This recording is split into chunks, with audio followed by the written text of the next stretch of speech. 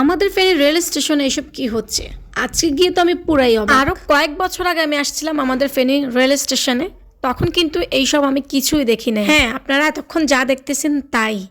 এত এত দোকান, আমার মনে হয় যে এখানে 100-200 দোকান তো একদম চোখ বন্ধ করে হবেই। পান সুপারি, ডিম, নারকেল, ছোট বাচ্চাদের জামা, সোয়েটার, শাড়ি কাপড়, 3 পিস, পেঁয়াজ, রসুন, আদা, হলুদ, মরিচ, লবণ, মানে কি নেই? মুদি দোকান হতে সব আছে। সবজি আর বিশেষ করে পান সুপারিতে একদম ভরপুর। এত এত নারকেল, ওরে আল্লাহ রে, কি বলবো। মানুষ কিন্তু মানে প্রচুর ছিল। আমার মনে হয় যে প্রত্যেকটা মানুষই আমার কাছে কেমন জানি ওই যে স্টেশনের আশেপাশে থাকে না, ওই মানুষগুলো বেশি কেনাকাটা করতেছিল। আমি কাউকে ছোট করে কথাটা বলতেছি না, কারণ আমি যাদেরকে দেখছি তাদেরকে বলতেছি আর কি, যে স্টেশনের আশেপাশে যে অনেক মানুষ থাকে তারাই বেশি কেনাকাটা করতেছে, আমার চোখে পড়ছে আর কি, সেই জন্য কথাটা বললাম। দয়া করে প্লিজ আমার কথাটাকে আবার কেউ খারাপভাবে নেবেন না। আর হ্যাঁ, আরেকটা জিনিস খেয়াল করলাম যে এত এত জিনিস থাকলে কি হবে, 3 ভাগের 2 ভাগ জিনিসই কিন্তু একদম পচা নষ্ট।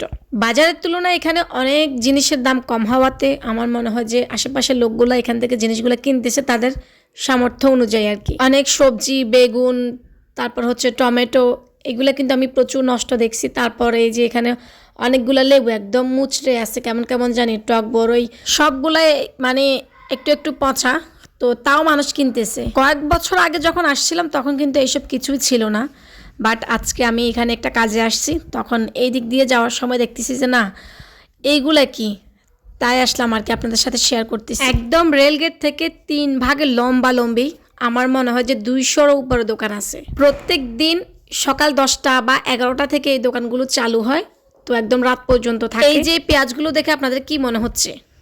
এই যে এখানে হলুদ মরিচগুলা, এইগুলা খাওয়া কতটা মানে স্বাস্থ্যসম্মত হবে আমি জানি না, তাও মানুষ কিনতেছে।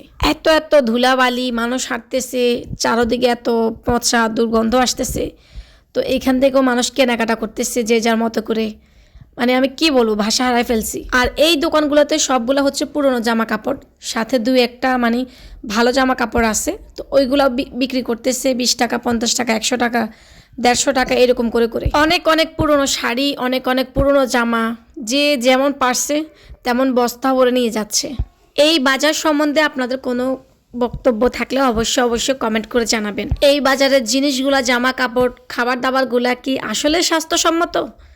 আপনাদের কি মনে হয় সেটাও একটু কমেন্ট করে জানাবেন। স্টেশনের আশেপাশে অনেক সময় ফেসবুক বা টিভিতেও দেখি যে এরকম পুরাতন কাপড় চোপড় মানে এগুলো বিক্রি করা হয়, তো আমি আজকে ফার্স্ট টাইমই দেখলাম, তাও আবার আমাদের ফেনী রেল স্টেশনে।